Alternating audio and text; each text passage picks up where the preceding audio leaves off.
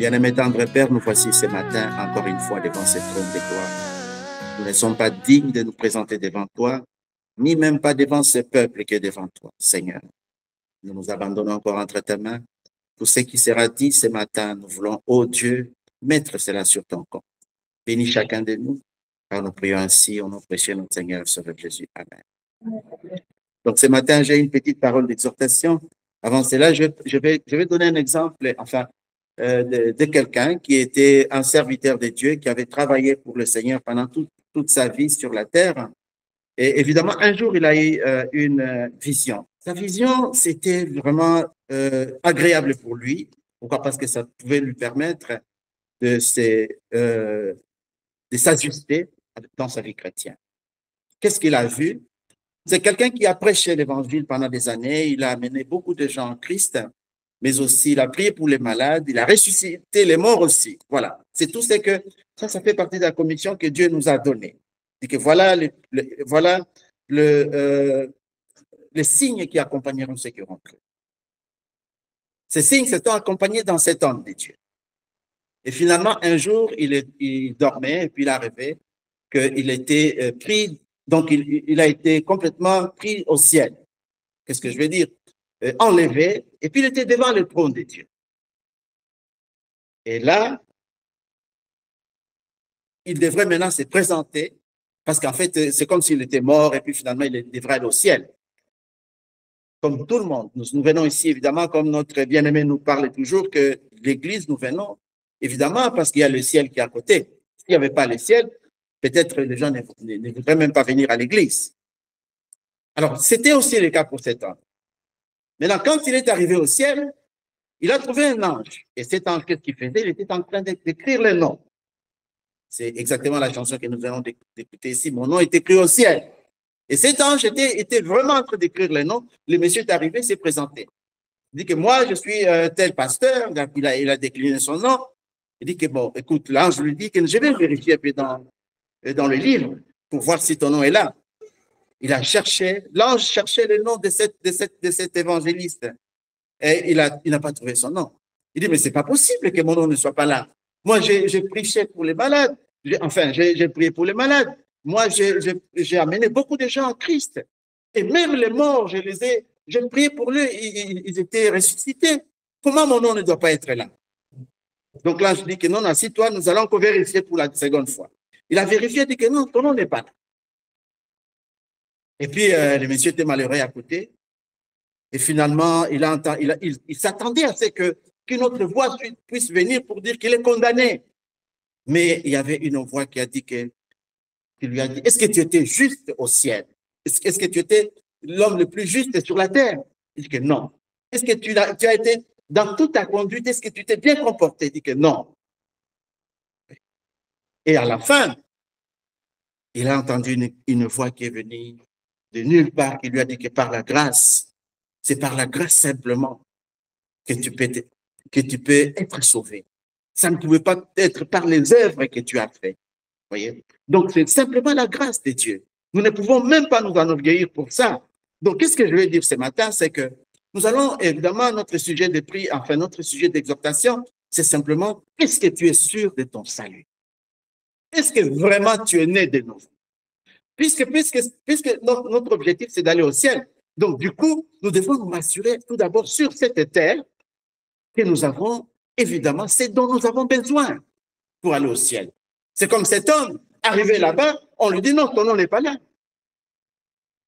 Donc, c'est très, très important pour nous, surtout si nous regardons aujourd'hui nos églises, actuellement, les choses qui se passent, c'est comme si on était dans un pique-nique, dans une salle de conférence, ou je ne sais pas, ou quelque part, où personne ne s'est soucié de sa propre vie. Donc, nous venons juste comme ça, c'est comme une habitude. Mais Dieu ne veut pas que nous puissions rester dans cet état. Parce que tous ceux qui ont suivi Jésus, tous ceux qui ont parlé de Dieu, tous ceux qui ont été avant nous, ce sont des gens qui s'est rassuré tout d'abord, qui voulaient avoir cette assurance. Ce ne sont pas des suiveurs simplement. Donc, le but de notre salut tout d'abord, c'est quoi? Le but de la foi, comme nous avons entendu la semaine passée, c'est que Christ est mort. Et quand il est mort, la vie qu'il avait, il a placé cette vie dans chacun. Et c'est au travers de cette vie qu'il a mis dans nous. Cette vie contribue à nous transformer. Pourquoi cette transformation? Donc, au travers de la vie de Christ, qu'on appelle Zoé, la vie éternelle, cette vie contribue aussi à détruire tout ce qui est mal en nous, de sorte que nous soyons évidemment en communion avec notre Dieu. Donc, le but de notre salut, c'est d'avoir cette communion. C'est d'avoir la communion permanente avec notre Dieu. Dans le livre de 1 Jean, chapitre 1, verset 7, la Bible nous dit ceci. 1 Jean 1, 7.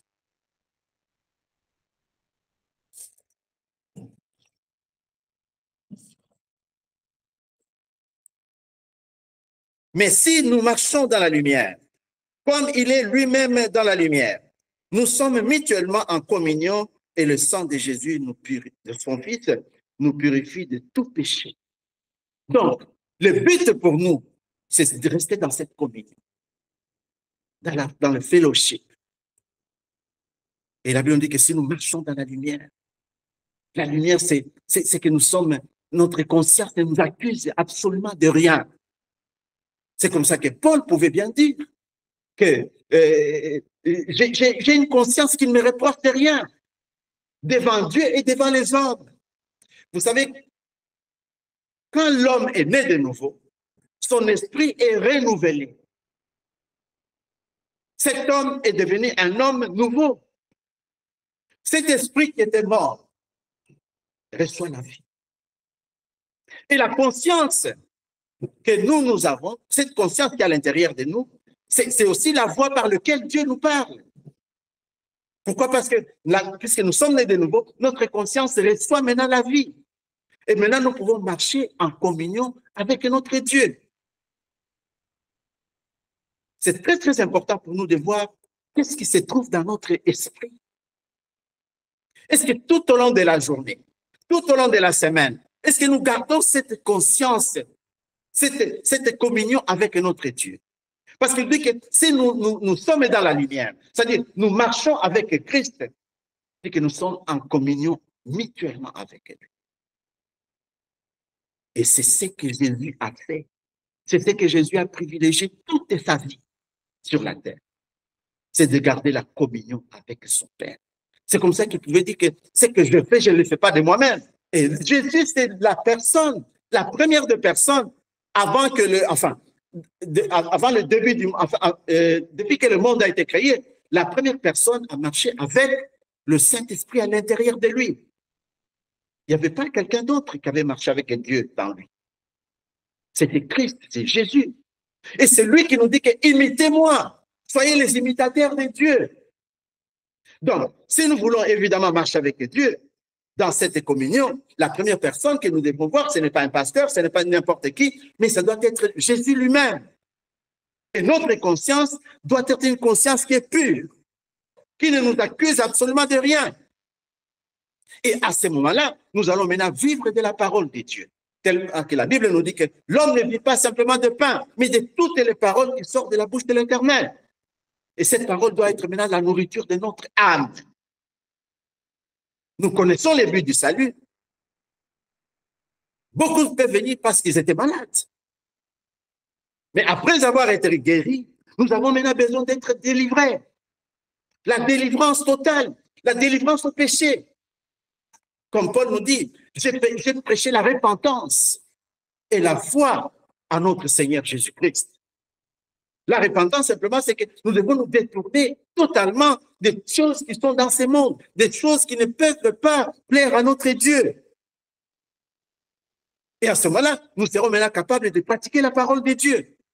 Dans Jacques chapitre 1, verset 22, la Bible dit ceci. Jacques 1, 22.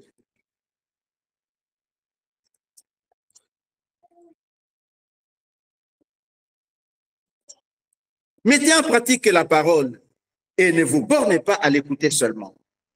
Enfin, à l'écouter en vous trompant vous-même par de faux raisonnements. Car si quelqu'un écoute la parole, dans verset 23, ne la met pas en pratique, il est semblable à un homme qui regarde dans un miroir son visage naturel et qui, après s'être regardé, s'en va et oublie aussitôt qui il est. Amen. Dieu ne veut pas que nous oublions qui nous sommes.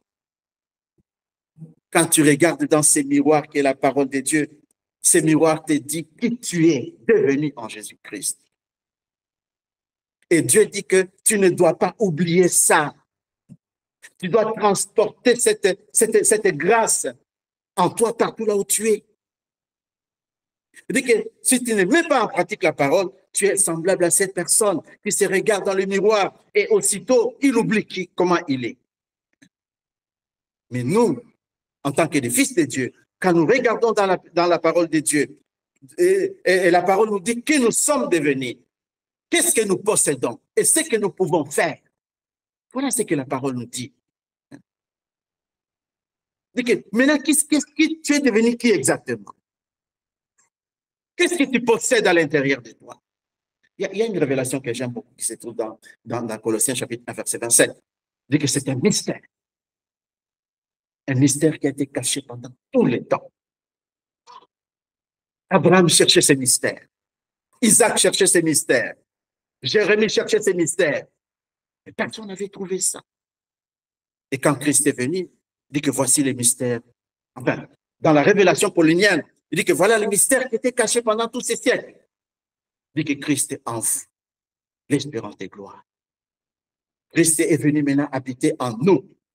Et la Bible nous dit que si tu regardes cela, tu lis cela dans la Bible, et que tu oublies cela, dit que tu es comme quelqu'un qui regarde simplement son visage dans le miroir et complètement il oublie comment il est. Nous ne devons pas oublier ça. Ça, c'est une vérité avait marqué, c'est une vérité qui a marqué tous ceux qui ont marché avec Dieu. Ils étaient convaincus de leur salut. Voyez un peu dans le livre des Hébreux, chapitre 10, verset 35. Hébreux 10, 35.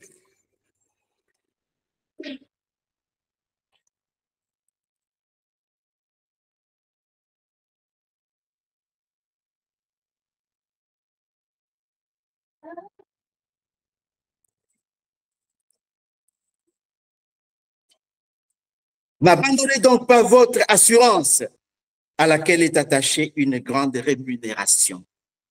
Dit que l'assurance, votre assurance, ne l'abandonnez pas. L'assurance que Christ est en vous. L'assurance que vous êtes devenu un fils de Dieu. Vous devrez être certain que vous êtes né de nouveau. Nous devons être certains de ça.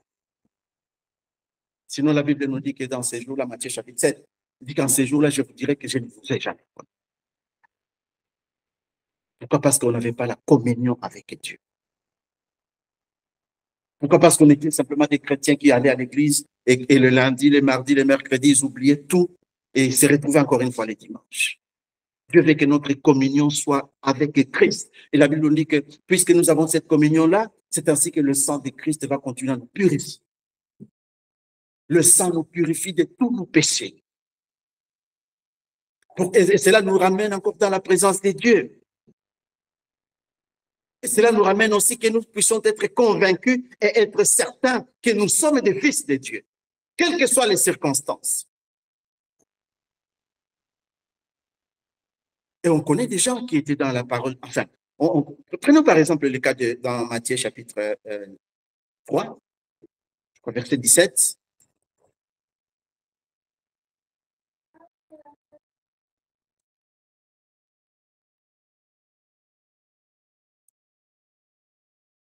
Matthieu chapitre 3, verset 17 nous dit ceci.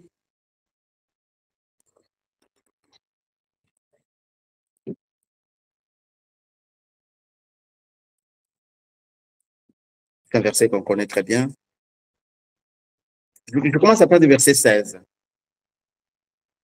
Dès que Jean eut été baptisé, il sortit de l'eau et voici les cieux plutôt, s'ouvrir et il vit l'Esprit de Dieu descendre comme une colombe et venir sur lui. Et voici une voix lui fit entendre des cieux ces paroles. Celui-ci est mon fils bien-aimé en qui j'ai mis toute mon affection. Là, c'était l'histoire de notre bien-aimé Jean qui devrait évidemment présenter Jésus. Et il n'y avait pas un autre, la Bible nous dit que à partir de Malachie ou Malachie, qui étaient les derniers prophètes dans l'Ancien Testament, jusqu'au niveau de Matthieu, jusqu'à la naissance de Jésus, il n'y avait pas un prophète en Israël. Tellement qu'ils étaient dans beaucoup de confusion, ils attendaient le Messie. Certainement, ils avaient la soif. Ils étaient tout le temps dans le temple, en train de chercher ce Messie. Ils devraient chercher les signes du Messie. Et pendant 400 ans, des générations passées, ils avaient toujours cette espérance. Chacun était en train d'attendre, jusqu'à ce qu'un jour, Jésus descend dans le Jourdain. Jésus est allé se faire baptiser, non pas parce qu'il avait des péchés, simplement parce que c'était un agneau. Et dans l'Ancien Testament, c'est que l'agneau devrait être lavé tout d'abord avant d'être présenté. Et c'est comme cela que Jésus est parti dans le Jourdain. Et Jean aussi, qui son père était un sacrificateur. L'histoire, quelques documents nous disent que dès l'âge de 9 ans, Jean a quitté chez lui pour aller dans les déserts. Là, il était toujours dans la présence de Dieu, Jean. Pourquoi? Parce qu'il avait une mission. Et sa mission était spéciale. C'était de présenter Jésus. C'était lui qui devait faire le pont entre l'Ancien et le Nouveau Testament. Tellement que sa mission était véritablement grande, il n'a pas voulu retourner, aller être le futur sacrificateur à la place de son père. Il est resté dans le désert pendant des années. Jusqu'à l'âge de 30 ans, il devrait avoir une révélation. Tout le monde était en train d'attendre. Qui devrait présenter ces Christ, ces Messies? Vous savez, quand il n'y a pas de prophète, enfin, pas les prophètes aujourd'hui. Aujourd'hui, quand on voit très bien, on n'a pas vraiment besoin de ça. Pourquoi? Parce que Christ est venu habiter en nous. C'est lui qui nous guide, c'est lui qui nous conduit. Mais dans l'Ancien Testament, c'est le prophète qui avait toute la parole. Et les gens pouvaient s'appuyer à ces prophètes. Et les gens qui devraient présenter ces prophètes, ils devraient être certains. C'est lui qui devait présenter Christ. Il n'avait pas droit à l'erreur. C'est ainsi qu'il devrait être dans la présence de Dieu continuellement. La Bible nous dit que ceux qui sont dans la présence de Dieu, dit qu'ils renouvellent leur force. Ça, c'est ce que Dieu attend de chacun de nous, d'être dans sa présence. C'est ça le christianisme. Ce n'est pas la religion. Le christianisme, c'est le salut, c'est la délivrance du péché, la délivrance de la mondanité. Et l'attachement, c'est Christ. C'est comme cela que nous sommes devenus un avec lui. Et ce mystère n'avait pas été possible dans l'Ancien Testament. Dieu nous a accordé cela par la grâce. Tous ces gens, ils avaient la soif. Vous savez, si vous n'avez pas la soif, vous n'aurez rien. Parce que Dieu donne à ceux qui ont soif et faim. Si vous n'avez pas la soif de la sanctification, vous n'allez pas avoir ça. Vous n'avez pas la soif d'être rempli du Saint-Esprit. Vous n'aurez pas le Saint-Esprit. Parce que Dieu donne la soif à ceux qui ont soif. Même si Dieu te donne le Saint-Esprit, ce n'est pas pour rester juste assis dans les bancs. Le Saint-Esprit, c'est pour faire quoi? C'est pour que tu sois le témoin visible, le témoin véritable de Christ partout là où tu es. Ce n'est pas forcément pour que tu sois un prédicateur, ce qui n'est pas aussi mauvais. Mais il devrait être sûr, certain, que ce qu'il va dire n'engage pas simplement lui, mais c'est que c'est Dieu lui-même. Pourquoi? Parce qu'il était dans la présence de Dieu. Il n'avait pas droit à toutes ses erreurs. Aujourd'hui, si par exemple, je dis que je suis devenu chrétien, si j'ai encore des difficultés pour prier, si j'ai des difficultés pour lire ma Bible, si j'ai des difficultés pour méditer, c'est-à-dire penser tout simplement à Dieu. Je reconnais l'histoire d'un serviteur, on lui a dit, qu'est-ce que tu es en train de faire là? Il était juste assis. Qu'est-ce que tu fais là? Il dit que je suis en train de penser les pensées de Dieu. C'est ça la méditation. Penser les pensées de Dieu. Et ces choses-là doivent être dans le cœur de chacun de nous. Ça, c'est le ABC du christianisme. Nous devons marcher avec ça. Notre vie doit être caractérisée par cette communion avec Dieu. Si nous n'avons pas la communion, si nous n'avons pas cette communion avec Dieu, comment est-ce que nous allons aller au ciel? C'est impossible. Nous allons être comme ce serviteur qui est allé au ciel et finalement on lui dit que non, ton nom n'est même pas ici. Dans Matthieu chapitre 25, la Bible dit que je vous dirai ces jours-là. Tous ces vierges qui étaient en train d'attendre, lui me dit que les 5 étaient sages, les autres étaient folles. Les folles n'avaient pas de l'onction, n'avaient pas de l'huile, n'avaient pas la communion. Vous pouvez voir ça dans Matthieu chapitre 25, je crois, verset 12. Il dit qu'ils n'avaient pas, ils avaient dit que je vous dirai que je ne vous ai jamais connu. Je ne vous ai jamais connu. Mais pourtant, ce sont des gens qui étaient là. Je dis Matthieu chapitre 25, verset 12, je vais voir ça. Exactement. Dans la version 11, on dit que plus tard, les autres vierges vinrent et dirent, Seigneur, Seigneur, ouvre-nous. Mais il répondit, je vous l'ai dit, en vérité, je ne vous connais pas. Il ne connaît pas ces gens-là. C'est terrible pour nous que Dieu puisse nous connaître. Dieu ne peut pas nous connaître simplement parce que nous venons à l'église. Non, il nous a donné la prière. Ces jours-là, quand nous sommes réveillés le matin, nous sommes rendus compte que, oh, nous avons un Père et on parle avec le Père. C'est comme ça qu'il nous a donné la prière. Notre vie chrétienne doit être une vie qui avance, qui évolue chaque jour, de gloire en gloire. La Bible dit que le sentier de l'homme juste et qu'il est comme la lumière grandissante, comme le soleil qui resplendit jusqu'au milieu du jour. Ça, c'est le sentier de l'homme juste. Et nous ne sommes pas devenus justes parce que simplement nous lisons la Bible, parce que nous venons à l'église. Non. C'est que ces jours-là, quand nous avons donné notre vie à Christ, la Bible dit que Dieu nous a donné l'abondance des grâces et les dons de la justice. Il nous a placés en Christ. Nous sommes revêtus de Christ. Et quand Dieu me regarde du haut des cieux, il ne me voit pas, il voit son Fils. C'est ça l'évangile du Nouveau Testament. Des gens qui s'étaient dépouillés complètement de tout et qui s'étaient confiés à Christ. Tu as tout vendu pour t'attacher à Jésus. Là, dans Matthieu 25, là, comme je venais de dire, verset 12, dit que Dieu ne vous a jamais connu. C'est-à-dire, vous n'avez jamais été avec moi, vous ne me connaissez pas, je n'avais jamais la communion avec vous. La communion, ça se passe aussi dans la méditation. Nous devons être certains de notre salut.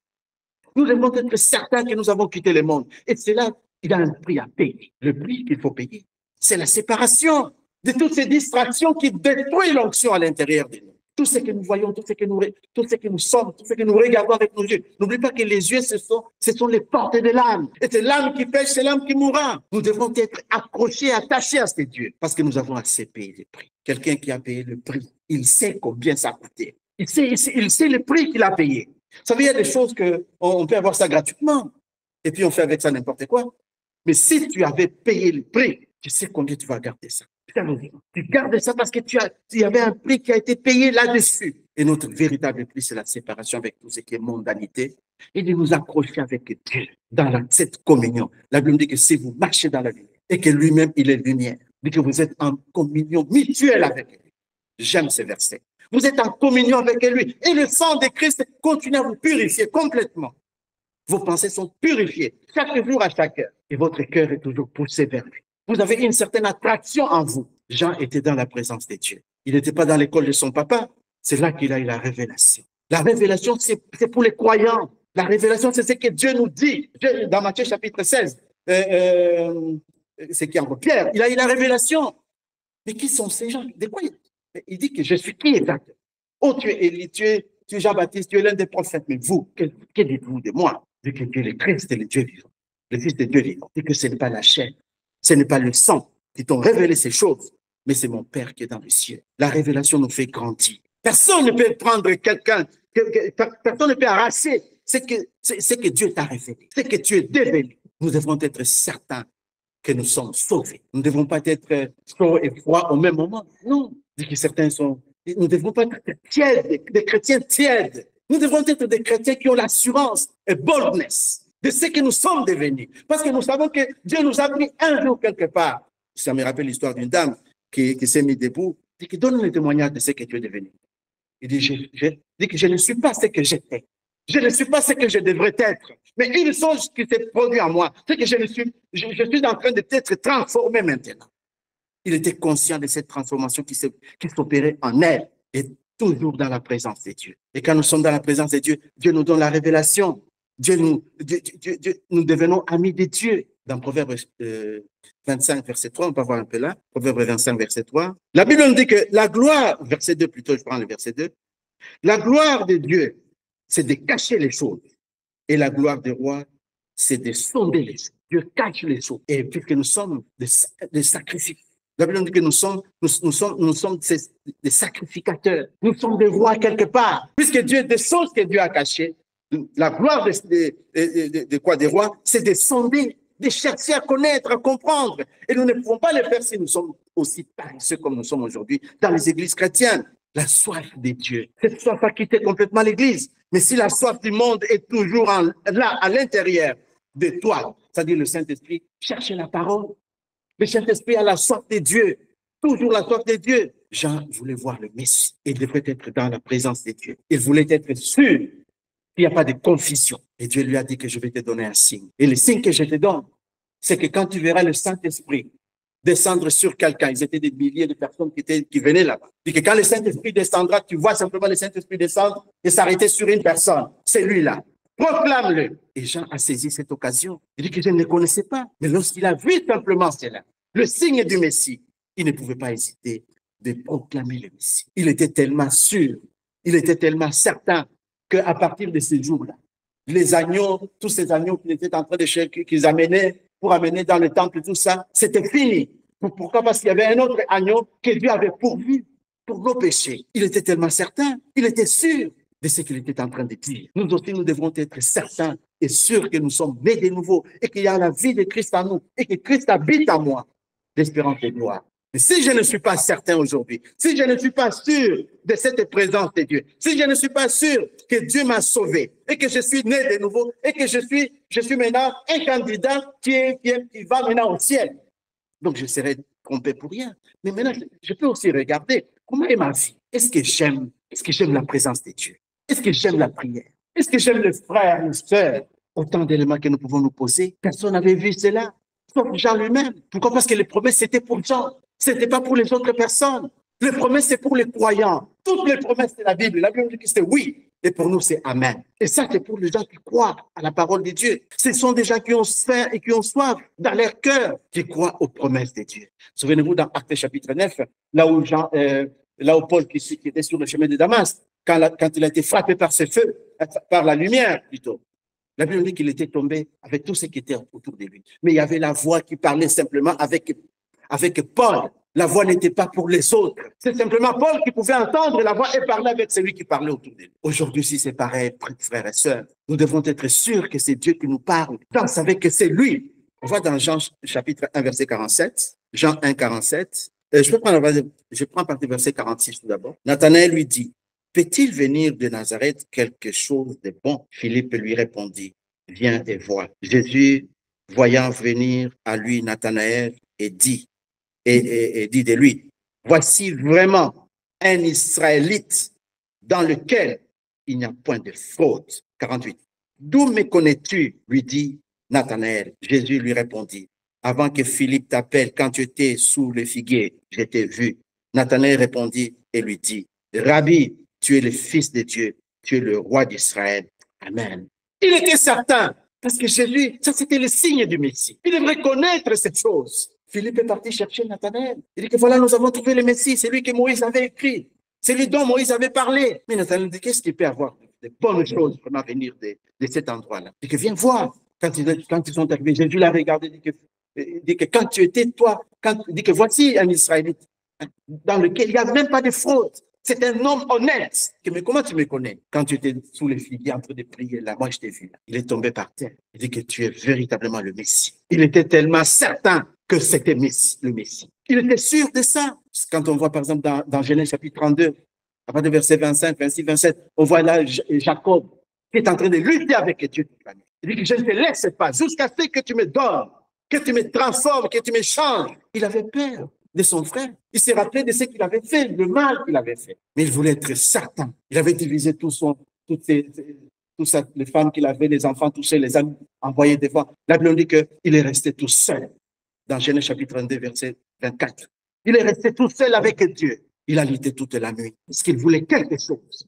Il voulait quelque chose que ça change dans sa propre vie. Il voulait être certain. Moi et toi, bien-aimés, nous avons besoin de cette chose. Nous avons besoin de la nouvelle naissance, de la véritable, authentique. Pas des gens qui sont indifférents de la parole de Dieu. Non, personne ne peut le faire. Personne ne peut faire à ta place. C'est le Saint-Esprit qui doit le faire. C'est Dieu qui doit le faire. Vous savez, la Bible nous dit que, enfin, pas la Bible, quand un enfant est né, naturellement, et quand cet enfant qui est né, il ne crie pas. Qu'est-ce que les médecins font? On connaît ça très bien.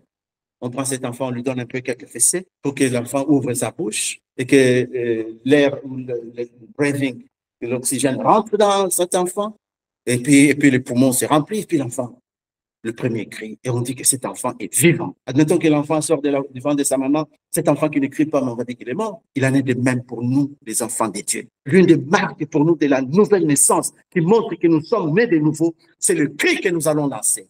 C'est cette soif qui est à l'intérieur de nous, la prière. Si nous manquons cela, alors notre salut devient maintenant un problème. Pourquoi? Parce que nous parlons avec notre Père qui est céleste, puisque nous découvrons finalement que nous avons un Père. Et nous voulons parler avec notre Père. La prière, c'est ce qui ouvre le chemin. Dans Matthieu 18 ou Luc 18, la Bible nous dit que prier sans cesse. Je crois que c'est dans Luc 18, verset 1. Ça, c'est la vie des enfants. Des gens qui... Jésus adressa une parabole pour montrer qu'il faut toujours prier et ne point se relâcher. Ça, c'est notre vie en tant que des enfants de Dieu. Ça, c'est notre cri. C'est ce qui montre que nous sommes vivants. Ce n'est pas prier parce que le pasteur dit, venez prier. Non, toi-même, chez toi à la maison, tu as un coin de prière. Un coin là où tu vas te retirer pour la méditation. Un coin là où tu vas parler avec ton Dieu. Beaucoup commencent. Vous souvenez-vous quand on a commencé la vie chrétienne, pour nous qui venons de l'Afrique, on était feu, chaud, à l'intérieur là. Ça brûlait. Tu veux parler avec tout le monde de Jésus. Mais quand on arrive ici, ces pays-là, c'est comme c'est un cimetière des serviteurs de Dieu. La tombe, c'est une tombeau à ciel ouvert des enfants de Dieu, des serviteurs de Dieu. Et regardez ça. Vous allez voir des gens qui étaient feu, tout flamme, arrivés ici, éteints, complètement éteints. Si tu ne fais pas la violence, un jour, tu vas croire que tu vas toujours au ciel et tu vas te retrouver. L'ange te dit, je ne vois même pas ton nom dessus. C'est un endroit très dangereux. Les esprits qui sont en train de contrôler le ciel dans lequel nous sommes ici, ils sont complètement difficiles. Nous devons faire violence. Non pas parce que le pasteur te voit, non. Toi-même, tu prends ta décision. Pourquoi? Parce que Christ est en toi. Tu dois être sûr que Jésus est en toi. Colossiens 1, verset 27. Le mystère de la révélation paulinienne. Le cri. Beaucoup leurs cris ont déjà été éteints. Ils dorment, ils rentrent seulement au lit. Oh, merci, Seigneur. Ils se réveillent le matin, merci, Seigneur. Les autres oublient même quand ils mangent, ils mangent. Mais non, regardez là où nous venons, comment nous étions. Tout feu. Tu ne pouvais passer personne. Et c'est le même esprit qui doit nous animer. Parce que c'est Christ. Donc, si tu arrêtes, si un enfant ne crie pas, c'est-à-dire qu'il a arrêté de respirer. La prière, c'est aussi comme la prière, la respiration. C'est comme ça que nous dit que prier sans. Quand vous voyez un enfant qui ne respire pas, vous dites, oh, ça commence à devenir mauvais ici même. Il en est de même pour nous les chrétiens. Quand nous avons arrêté de prier, alors il nous faut aller maintenant chez le médecin des médecins pour nous consulter là-bas. Ça, c'est la première étape. Ça, c'est la porte d'entrée dans notre vie chrétienne. Je ne sais pas comment on se retrouve ici. Dans ces pays-là, il y en a beaucoup qui veulent aussi venir, mais il y en a aussi qui veulent partir. C'est difficile. Vous allez choisir entre votre vie spirituelle et tous ces matériels qu'on a ici. Et au milieu de ça, c'est la violence que tu dois te faire. Souviens-toi de ce que quand tu avais reçu le Seigneur, comment tu étais et comment tu es devenu maintenant. Tu fais cette introspection et tu te réveilles le matin, tu dis, oh, j'ai l'impression que je n'ai pas le désir de prier aujourd'hui. Mais tu retournes en arrière pour voir comment tu faisais. Parce que Dieu est toujours sur la porte de ton cœur, en train de frapper, en train de t'attendre. Le désir. 1 Pierre chapitre 2, verset 2 nous dit ceci. C'est un verset qu'on connaît très bien, qu'on a lu ça plusieurs fois. Mais comme la Bible, c'est toujours il n'y a pas à nous fatiguer là-dessus. Donc, 1 Pierre chapitre 1, qu'est-ce que j'ai dit? 1 Pierre chapitre 2, verset 2. Désirez comme des enfants nouveau-nés le lait spirituel. Et puis, si un bébé ne crie pas pour avoir le lait de sa maman, alors on va dire que non, il y a quelque chose qui ne va pas. Le bébé doit crier. Et même s'il n'a pas ça aujourd'hui, il va continuer à crier jusqu'à ce que la maman comprenne que voilà, il a besoin de ça. Même si tu apportes toutes tes sonneries, tu dis que non, bébé, quand tu te réveilles, là, tire un peu la sonnette ici, là. Non. La nature lui a doté cette chose-là, de crier seulement. S'il ne crie pas, il y a quelque chose qui ne va pas. Mais s'il continue de crier, il aura. Ça, c'est un signe qui montre que le bébé est en bonne santé. Parce qu'il crie.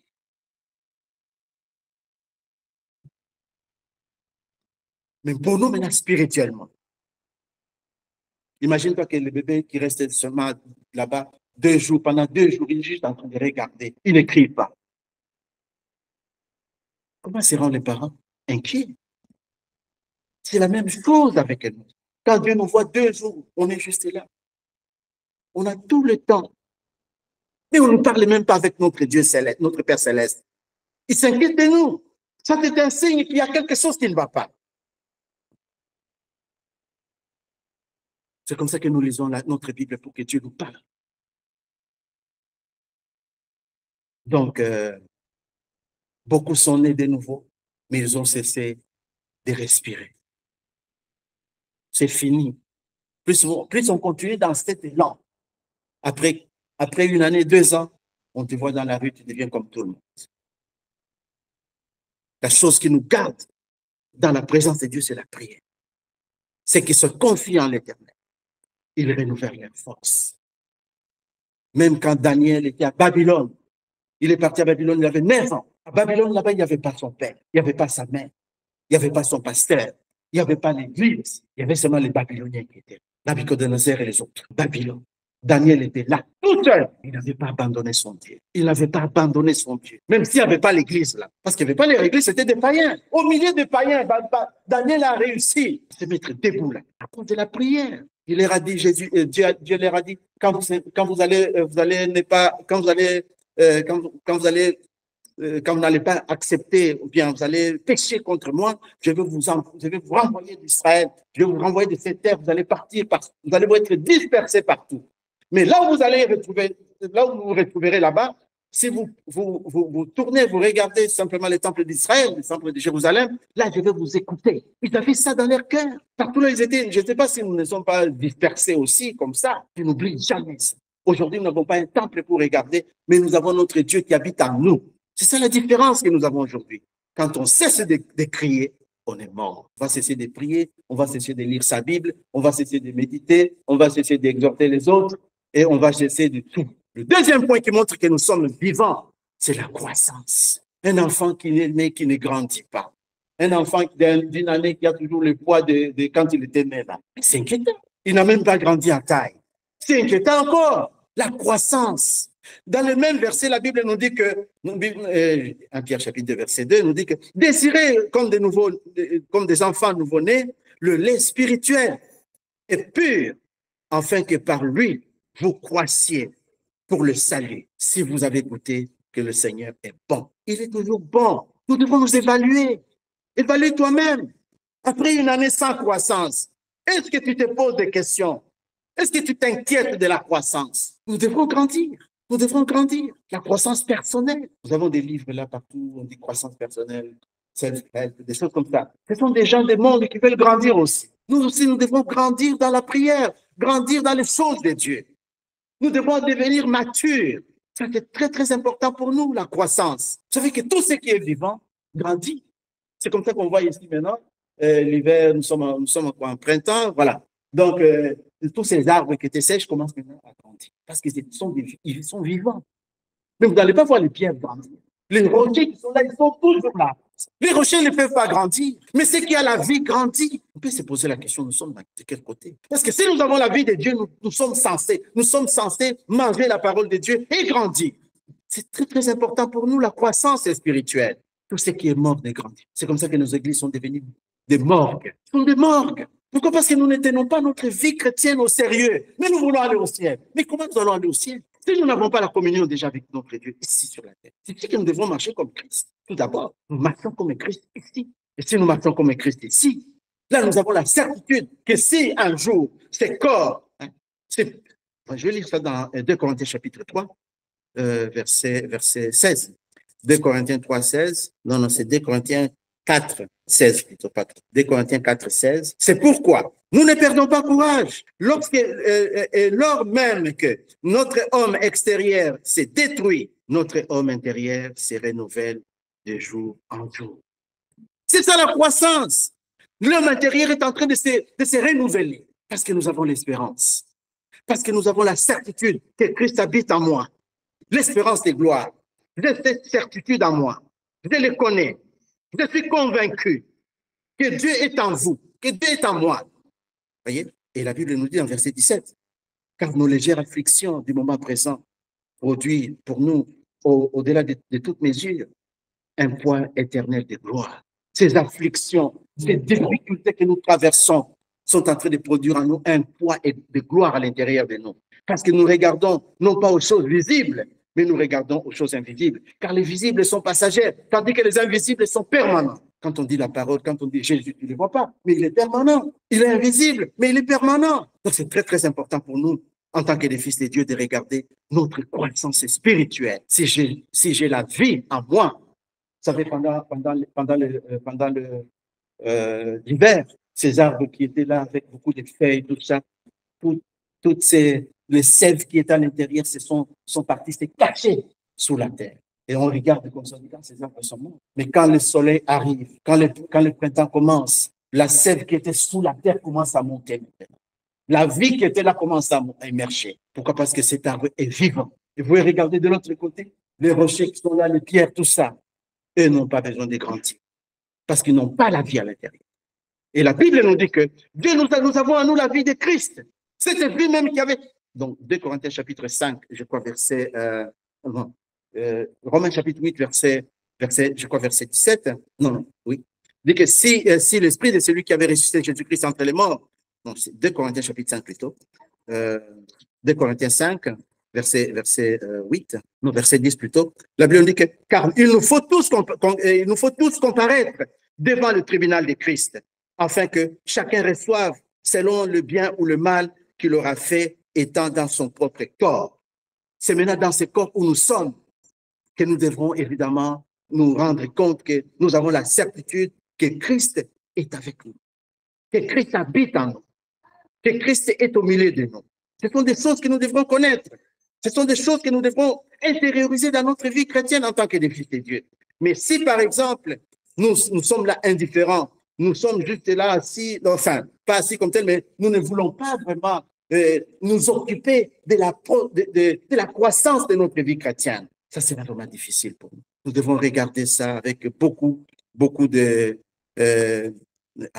d'intérêt. Notre vie chrétienne dépend de nous. Romains chapitre 8, verset 10 nous dit que « Et si Christ est en vous, le corps, il est vrai, il est mort à cause du péché, mais l'esprit est vie à cause de la justice. Et si l'esprit de celui qui avait reçu Jésus-Christ entre les morts habite en vous, cet esprit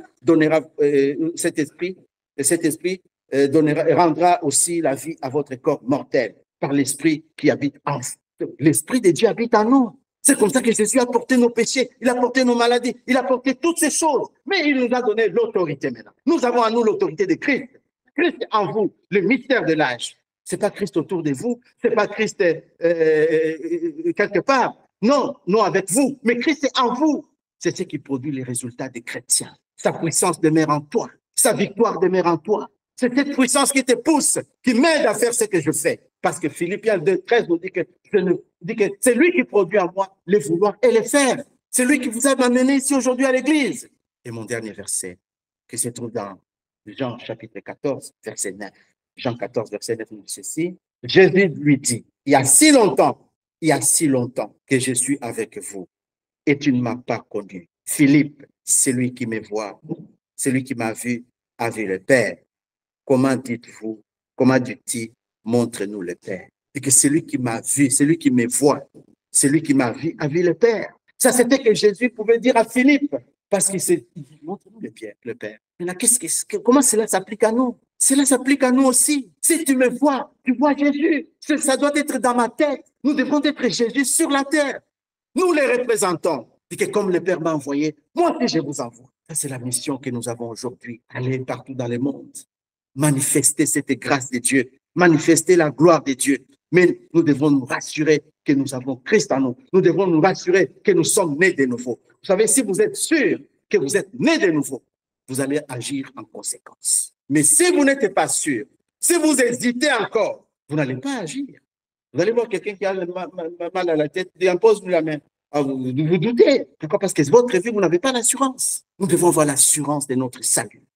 Nous devons avoir l'assurance que nous avons passé de la mort à la vie. Nous connaissons quand est-ce que Dieu t'a pris. Il t'a passé de l'autre côté des voiles, dans sa présence. Et avoir une mission, dit que voici les miracles qui vont accompagner ceux qui auront cru, la démonstration de l'esprit, la guérison, toutes sortes de victoires. Même si nous sommes plus bas, même si nous avons des difficultés, nous avons toujours confessé cela. Mais la parole nous demande d'être totalement séparés et remplis de la parole. Ce n'est pas Dieu qui va venir remplir ça. Non. La Bible dit que le Saint-Esprit va vous rappeler les choses. Il ne vous rappelle que ce que vous avez. Il ne vous rappelle pas ce que vous n'avez pas. Ce n'est pas lui qui va remplir en vous la parole de Dieu. Ça, c'est le premier point. Le deuxième point, nous devons confesser ce que Dieu dit que nous sommes devenus. Confesser ce que Dieu dit. Tu es un fils de Dieu. Tu as la vie de Dieu. Celui qui est en toi, il est plus grand que celui qui est dans ce monde. Aucune infection, aucune maladie, aucun microbe. Par ces maîtrises, nous avons été guéris. Mais écoute, tu peux être malade en train de proclamer ça. Et c'est ce que la Bible dit que c'est vrai. Même Paul, quand il était à la fin de sa vie, on pouvait aller les décapiter. La mort de cet homme-là. Si on te dit aujourd'hui, on va te décapiter, comment tu vas représenter ça? Tu dis que mort, où est ton aiguillon? Il demande à la mort, où est ton aiguillon maintenant? Tombe, où est ta force? Et cet homme-là qui était dans le corps comme toi et comme moi, qui pouvait parler à la mort, qui pouvait parler à la tombe. Mais alors que dans quelques minutes, il devrait être décapité. Vous voyez comment, même si tu as mal quelque part, tu dis non, vraiment, je ne peux pas confesser que je suis guéri. Écoute, Paul a confessé alors qu'il devait se décapiter dans quelques minutes. Ça, c'est notre devoir en tant que des enfants de Dieu, de pratiquer ces choses, de confesser ces choses. Rappelle toi-même de ta position, ce que Dieu dit, ce que Dieu fait pour toi, ce que tu es devenu, ce que tu peux faire aussi. Ce sont des choses que nous devons connaître. Et la Bible nous dit dans Hébreux chapitre 13, verset 6, dit que c'est avec assurance que je te dis, Dieu est pour moi. Qui peut être contre? C'est avec assurance. Bien-aimés frères et sœurs, nous sommes dans un moment tellement difficile que nous avons besoin de ces choses. Même les apôtres, vous vous rappelez bien dans Actes chapitre 4, à partir du verset 29, la Bible nous dit qu'on les a frappés parce que tout d'abord, dans le chapitre 3, ils sont arrivés là-bas, ils ont guéri quelqu'un qui était malade. Dans le chapitre 4, on devrait leur dire pourquoi vous avez fait ça. Ne dites jamais au nom de Jésus, restez-nous là. Ils sont partis quelque part dans le verset 29, chapitre 4. Ils sont assis. Ils ont dit, Dieu, voilà comment ces gens nous menacent maintenant. Nous avons besoin d'une seule chose, l'assurance. Donne-nous l'assurance de proclamer ta parole. Et dans ta main, pour qu'elle se fasse des miracles, des guérisons, des prodiges. Et c'est ce qu'ils ont vu. La Bible nous dit que dans le verset 30-31, dit que là où ils étaient, le fondement de la terre cessait, le fondement de la maison a complètement bougé. Il y avait le tremblement de terre là où ils étaient. Parce que ce sont des gens qui croyaient à ce qu'ils faisaient. Nous devons croire à ce que nous sommes en train de faire. Nous sommes une église. Et que Dieu puisse évidemment nous visiter, surtout le temps dans lequel nous sommes. Ce n'est pas la masse. Non, c'est la qualité de ce que nous sommes, les fils de Dieu. Que Dieu vous bénisse richement.